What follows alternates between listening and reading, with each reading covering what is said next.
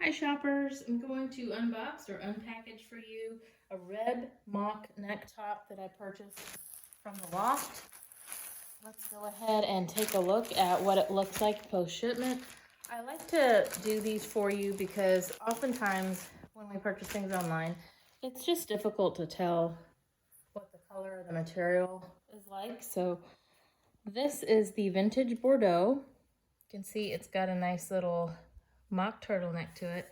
The fabric itself is a ribbed fabric. It's nice and light. I purchased a medium. Let me show you the tag here. So, Loft, made in Vietnam.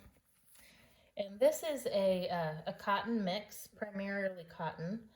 Let me find the actual care tag for you so we can take a look at that. Here we go. Let me get that close enough for you. 92% cotton. So primarily cotton, but it does allow for some kind of stretch to it. I like this. I thought it would be nice for the fall. It's not too heavy, and you can either dress this up with a blazer and slacks. You can throw it on with a pair of jeans.